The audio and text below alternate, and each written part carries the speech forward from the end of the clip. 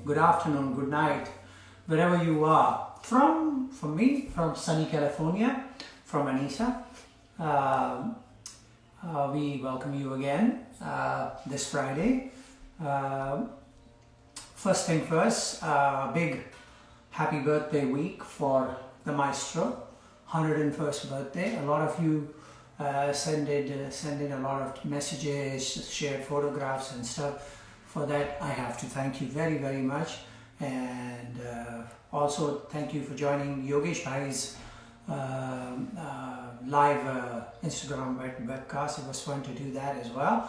So yeah, so I just started off today with a couple of Abaji's Qaidas. Yeah, the first one was the Ghina Tete Dagena Dati Dagena, and at one time I was just listening to some recording way back when he was here in San Francisco, and he was sitting around and he sort of touched on another aspect of it. It was instead of Ghina Tete Dagena, he went Ghina Dete Dagena. So Ghina Dete Dagena, then Dagena, Kena Katete Dagena, Dagena. So I thought that was interesting because it requires the Baya to get involved a little bit more, because it's an interesting combination of Ghena, Dete Dagena, and in variations it requires a little more concentrated focus on the Baya. So that was that, and then of course the famous Dadaka Dete Dagena. Interesting thing for me is that a lot of the time we do vistars, variations, paltas of the Qaidas, and what we do is we do the vistar for the first part of the cycle, and then we repeat the theme as the second part of the cycle, and so thus lengthening, and then later on we climb into the second part of the cycle as well and start creating little improv areas in that as well. So that's what I was doing with with the theme appearing later and variations appearing in the front part of it. I usually don't do that. I usually try to keep the variations once they begin, then that's what it is. I don't return to the theme. I just keep going forward. But today I just decided to do that, giving myself a little more time to get prepared for the next variation. So it's a good,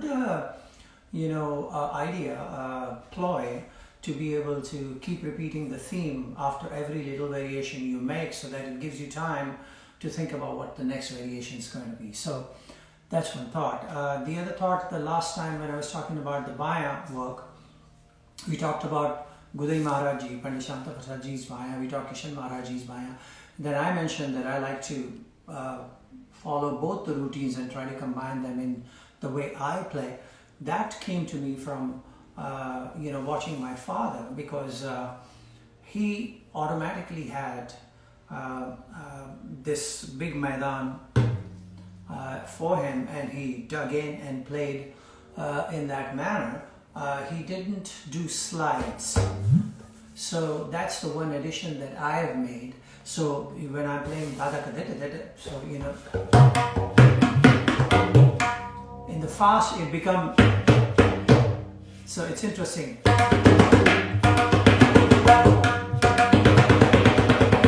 So it just lends a little bit more punch to the dete. So that happens, but I also do.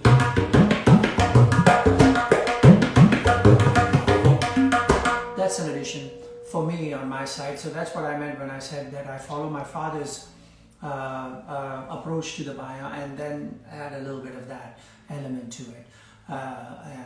The little slide or some stuff like that. Tricky for me.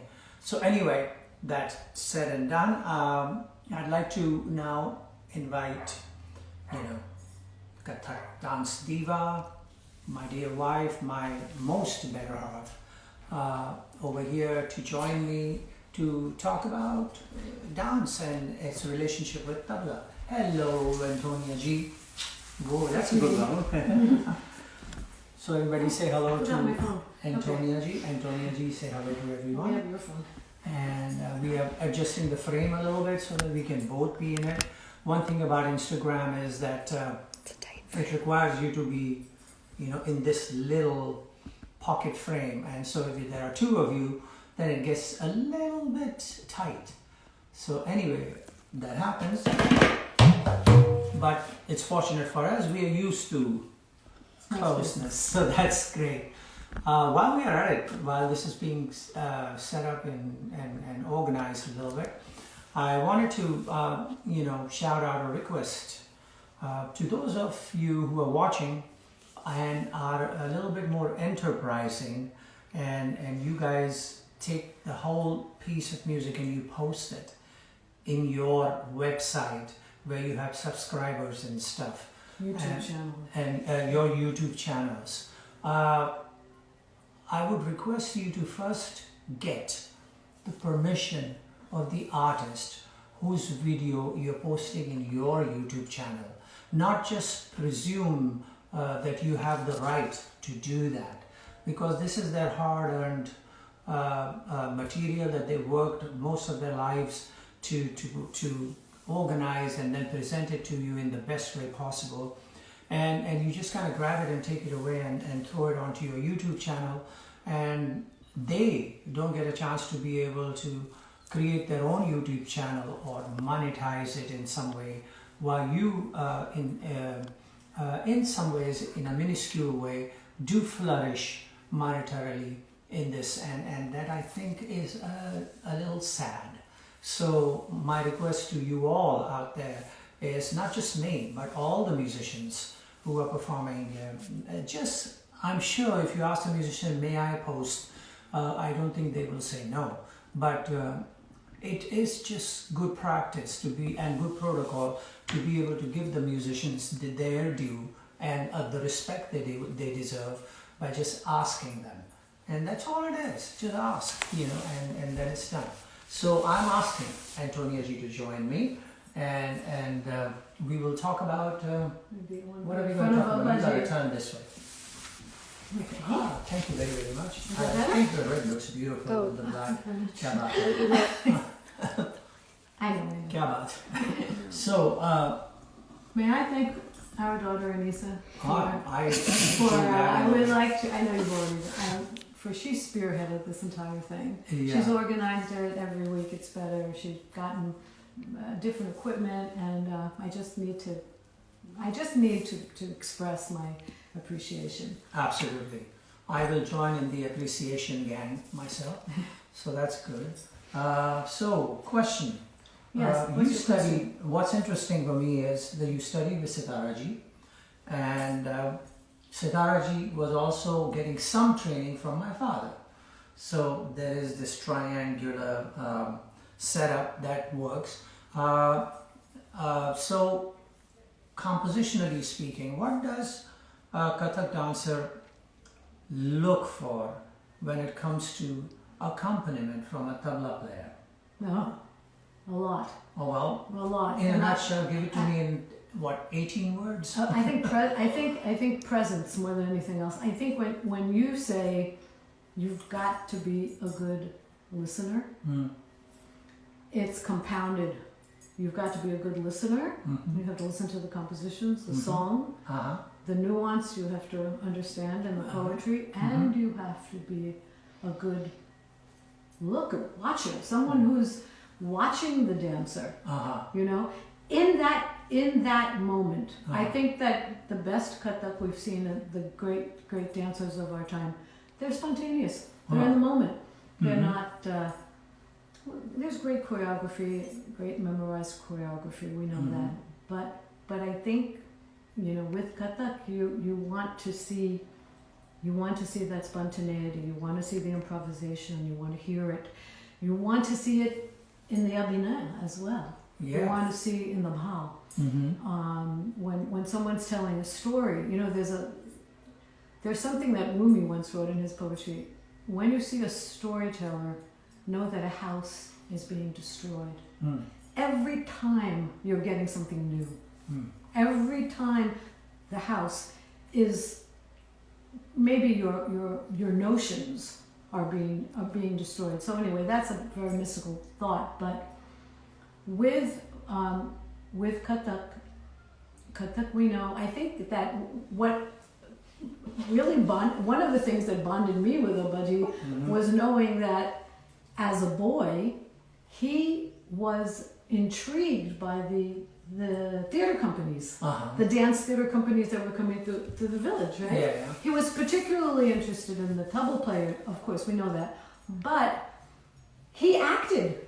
Yeah, he did. One day he showed me, Did you guys know that my Did father you know that acted your grandfather acted? not only on stage, he was also the second leading man in a movie, which I'm struggling to find, and so someday we will find that. He had a scar, and he said, "You see this? I was supposed to be stabbed, and the other actor missed the pouch of blood, and he stabbed me instead." So he had this, and of course, a composer we know, but such a consummate singer, such a consummate musician. He could come home after performing, let's say, with Raviji, big concert, big dinner afterwards. Okay, let's just stay a few people. He would sing till 5 a.m. Yeah, he would. He would just be so, he was like a man possessed. Yes. Zakir just mentioned you heard something of one of his sessions here when. Yeah. And I always feel very bad that when he was here with us, students, or wherever, we would meet him, any of his students all over the world, we all know how he never, even my Guruji Satara Devi, she'd say, like every Guru, he's a fountain. He was a fountain. And he would just continue and continue and continue. And one day he was sitting at our house, where we used to live, not far from here.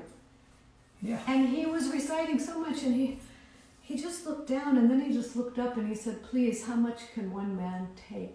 Because it was just almost like he was, it's like someone possessed, and I think that doesn't stop. No, that doesn't stop. That was going on and on and on until his last days. Okay. And same thing with my Guruji. Yeah. So I just want to add my 2 bits to what Tony G just said about expecting something from a tabla player. Now, I'll give you examples of pockets of tabla players. In the 60s, 1960s, 1970s, even and up till mid 80s or something, there were pockets of tabla players. There were tabla players who were well known as accompanists for dance. Then there were tabla players who were well known as accompanists for vocal, and others who were well known as accompanists for instrumentalists, and others who were soloists. There were very few tabla players, you could count them on your fingers, who could excel in any one of those areas of music. And that was considered something very unique. There were only few, like my father, Pandit Kishan Maharaj, Pandit Shanta Prasad ji, Ustad Karamatullah Khan Sahab, Ustad Zakir Hussain Khan Sahab, where was I going to go? Pandit Anokhe Lal ji, Pandit Sharda Sahai ji. These were people who were very Ustad Nizamuddin Khan Sahab, who excelled in all of these areas. And so the reason for that was most of the tabla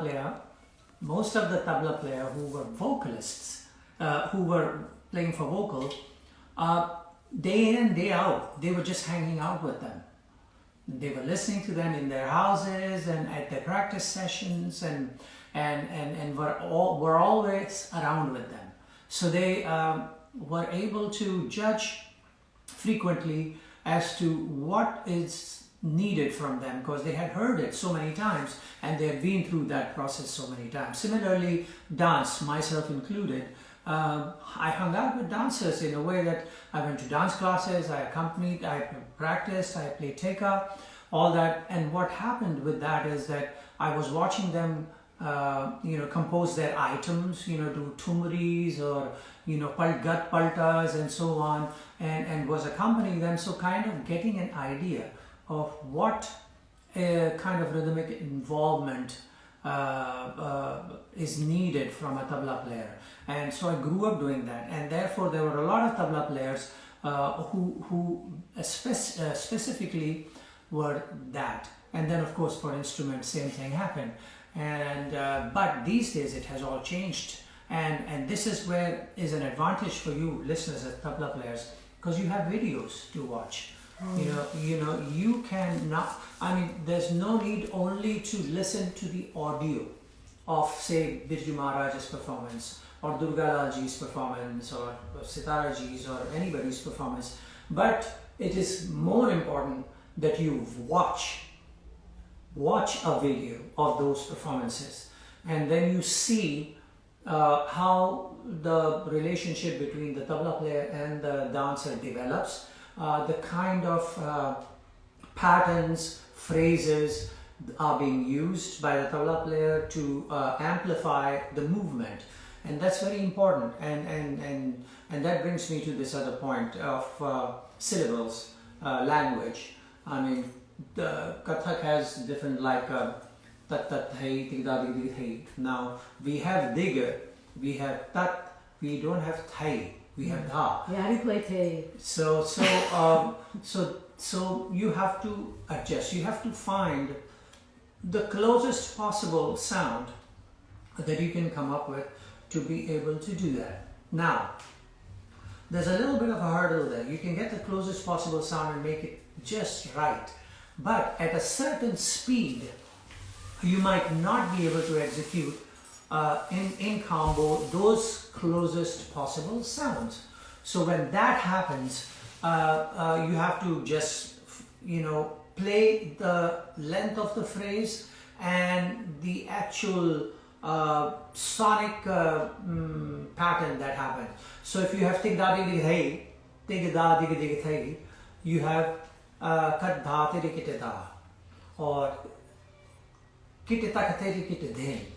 Thai could be thin. Now, Thai could have emerged from the syllable thin. Now you have thun, for instance, in Kathak. Kidaka thun thun. So, I mean, we all know that Kathak was very dominant in Lucknow at a certain time in the 1800s, and the Lucknow Gharana tabla was based there. So a lot of give and take happened with tabla and Kathak in that area. We also know that the tabla players from Banaras studied in Lucknow and took that style to Banaras and created their own idea of how to execute all that material. And so therefore the dance schools also traveled. And we know that a lot of Banaras tabla players were well known as accompanists for dance. And that also is because between Lucknow and Banaras, there were a lot of dancers who emerged and gradually moved to other parts of India, like Lakshmi Maharaji, Shambhu Maharaji, Achan Maharaji. They moved to Delhi and Mumbai and so on. So that happened. But stuff like thun thun, I mean, what do you do with? So if you have kitata thun thun na teta, right? So you can play it.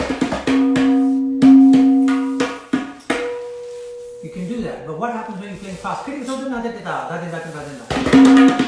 It's a little hesitant, it's a little tight.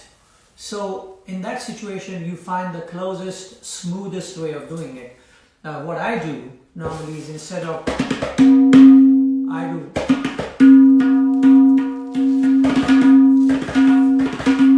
so, and I can play it fast and relaxed. It's very important that you are able to play relaxed so that you can concentrate on being in time. If you're concentrating very hard on just executing the phrase, you may lose the time, one, and secondly, you may lose the connection to the next phrase coming up. So relaxing is an important thing. So if that's fine. Now that sounds more closer.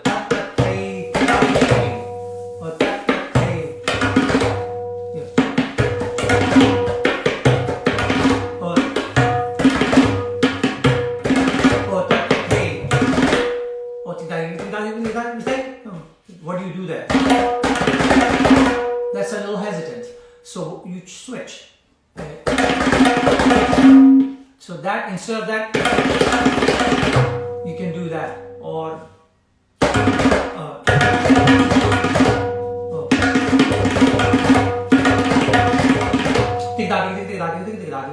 So you can do that and find syllables that relate to tabla, like tat tat ta driga jan jan. Now where do you get the jan jan? You have to realize that it may have emerged at some point from a pakhavaj dhin dhin.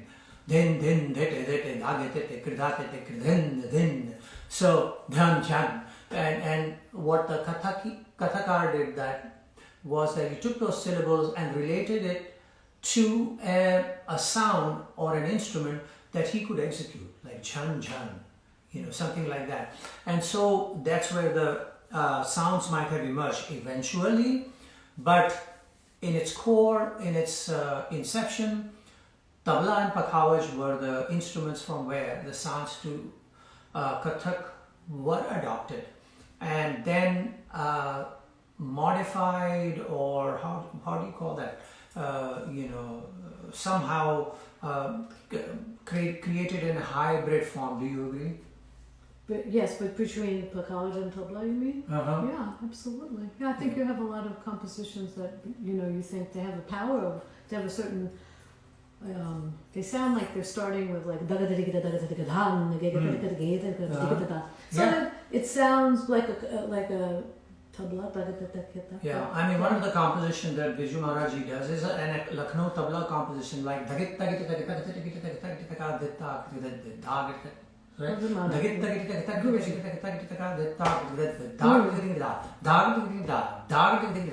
Now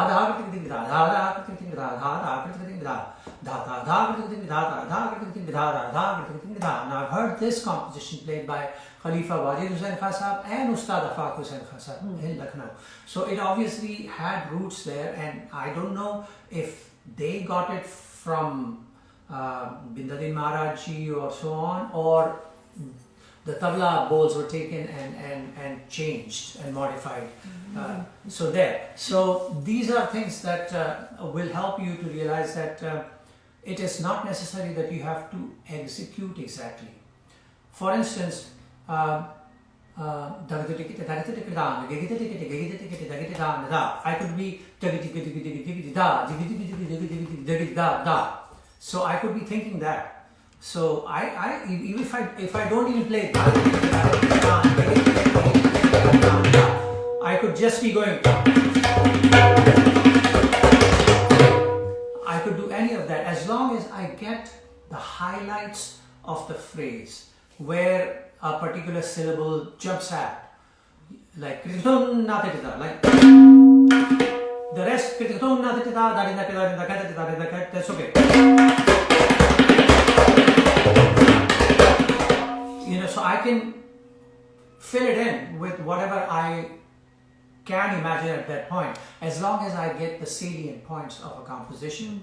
And that is very important for a dancer, to know that you as a tabla player are with the dancer and you're not going in two different directions. So that's important. When you watch the videos, and I'm sure you'll agree with me, you will see the bhav element, the expression, and how the accompaniment is. Like for instance, if the gat is being danced, now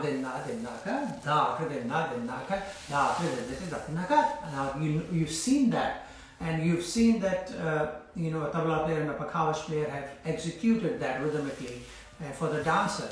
So now you know that that's what is expected of you. So when you see that palta, you do that. When you see a dancer look at a certain angle, you know how to amplify that.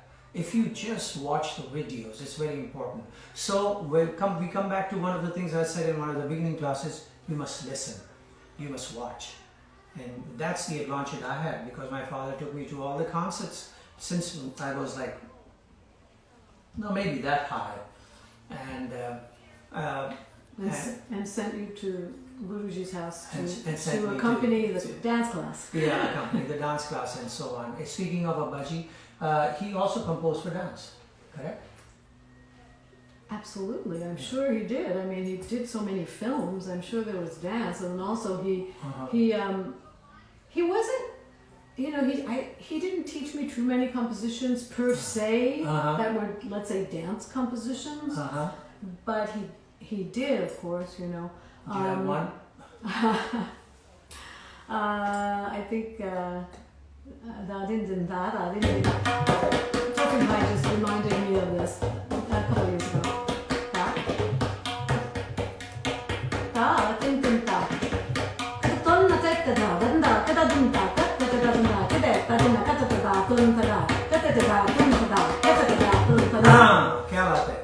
So that's, obviously original was that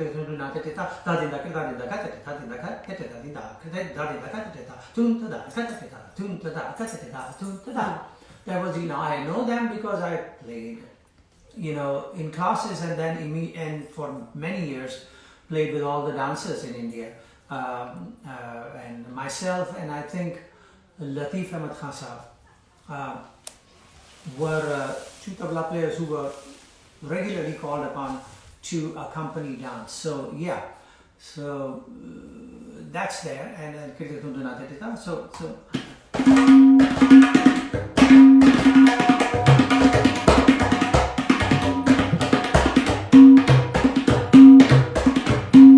now there is one thun. One tune can be executed, but is a little tough, and there are many variations of these compositions. I think Abbaji also taught you something to do with Bhata Katunga stuff.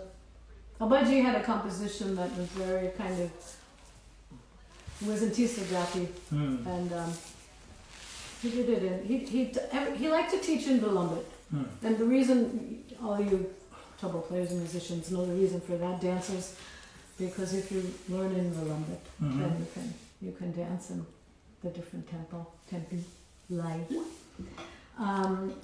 So this was in Ustad Zakir. But so it hope I can do it because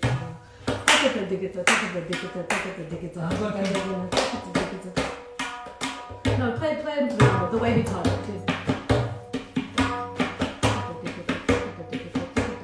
So he said, Katakatunga, beta, right? I do Katakatunga. Katakatunga, Kadagadiga, Kadadinda, Takida, Takatunga, Takita Taka, Tatakadadigan, Tate, Tatate, Katate, Tatate, Kate, Tate, Tate, Tate, Tatate, Kate, Tate, Nice. So very beautiful, absolutely, so. And beautiful to dance. And I've had, great accompaniment from you on this score, and others, of course. Abbaji was about, I just wanted to say one thing about studying with Abbaji. When I went to study with him the first time, and I was, kind of a neophyte Kathak student, he just, the first thing he said to me was,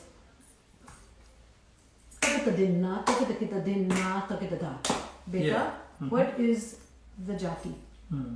And he had this way of teaching where, luckily I guess, Misha, I don't know how it happened, he had this way of teaching where he would recite something and, bring it to somebody and say, okay, what's the palla? A tihai. What's the palla? Or he'd recite a palla and he'd say, bring it to some. Yeah. So he was the kind of guru that all the great gurus, certainly my Guruji Satya Devi, bring you to a place where you can go on. You can discover for yourself. And I think that's one thing that you keep saying. There's a lot of carbon copies. Nobody, you didn't want to, you realized you couldn't just be your father.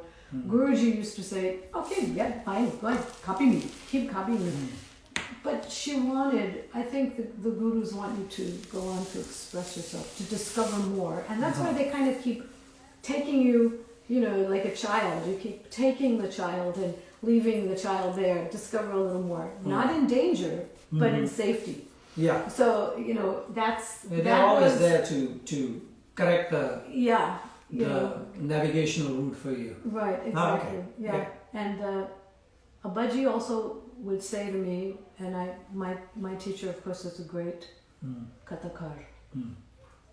Absolutely amazing. I wanted to ask you something about that, though. One sec. But Abbaji once said to me, there's no dance without bhav. And, it was interesting because he was this great laikard, and he thought he would be, wanting to know about, I don't know, great footworks or tihays or dancing in different tals and all that, and he made it very clear. When you accompany shlok, kavit, we've listened to you, like you kind of channel, talk about Kishan Maharajji's doing Ganana,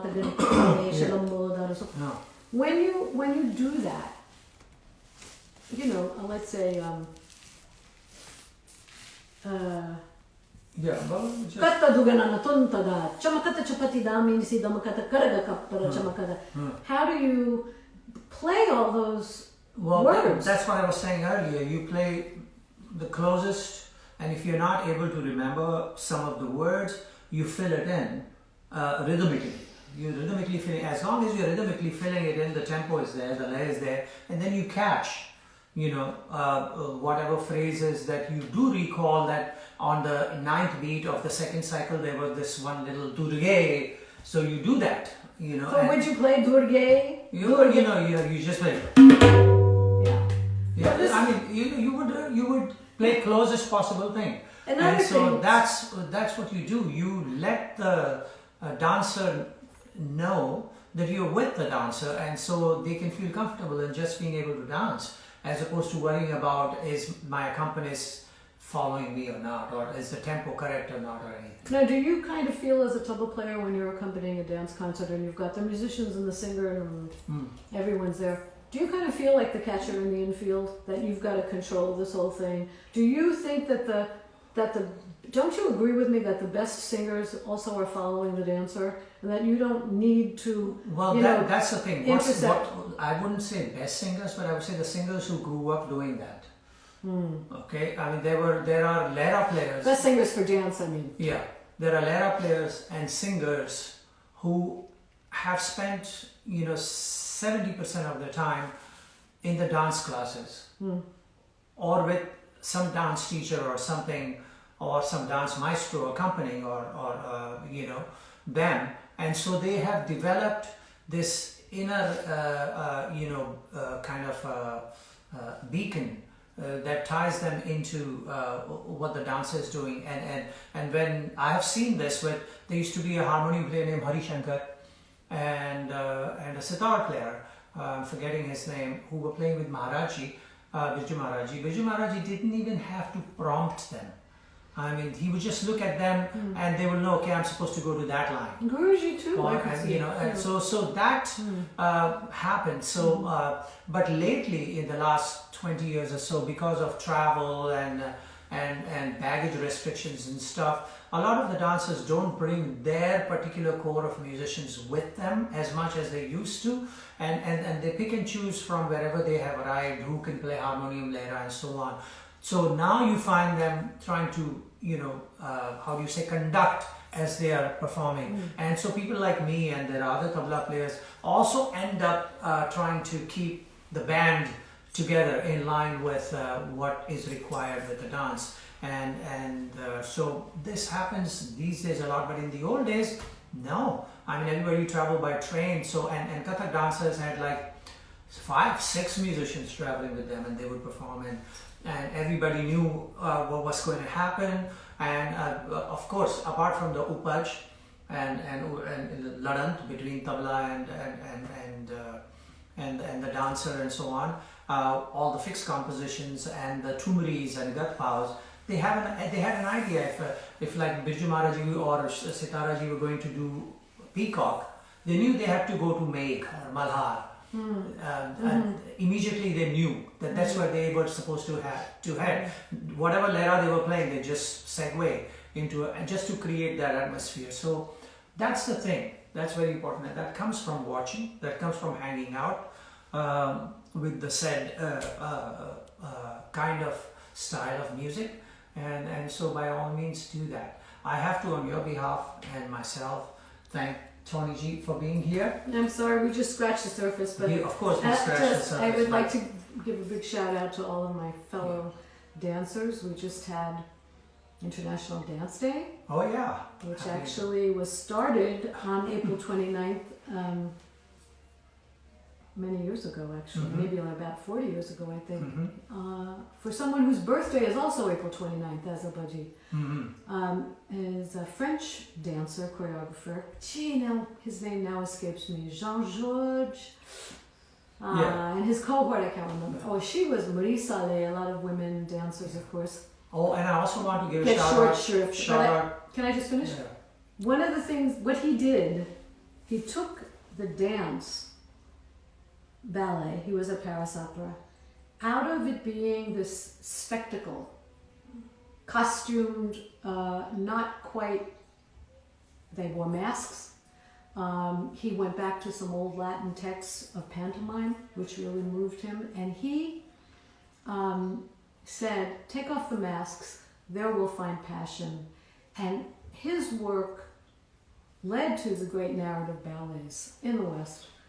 So I think that when we have such a great art form as Kathak, I think that we should do as much as we can. It's an incredible dance, theater, art, music, art form. And I think that Zakir grew up with it. And I'm fortunate to have been, with him for so many years and to watch his process. And I think that playing with all of the dancers that he has since his childhood has done him in very good stead. Thank you very much for the plug. Shall I just move over? Can I just move over? All right, so I just want to finish with a little, a few compositions, and some old stuff that I first learned from my father. I think he was in the mood of small compositions at that point, and I got some of those, and we all got them, and there were variations of one basic theme, right? So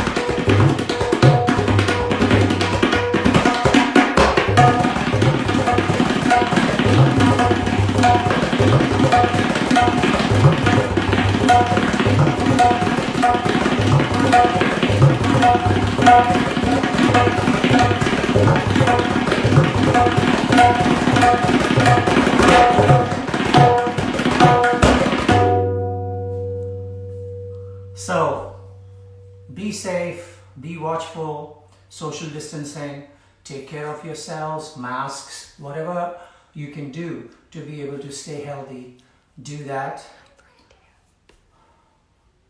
I don't know. May 3rd, I for India. I can't tell. Say. Oh, I for India. May 3rd. I for India.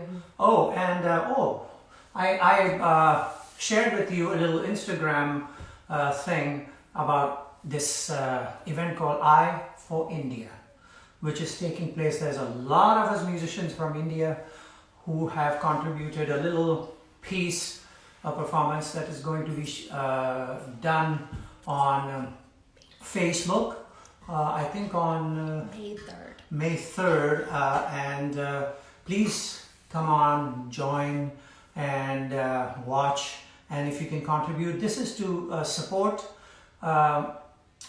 the migrants and you know, the poor people who are suffering a lot in India with hardly any money or any kind of support to be able to survive, and so this long many hours of event is going to take place, and we are going to request all of you to be able to contribute and help as you know, these unfortunate people to get through this very terrible plight that they are going through.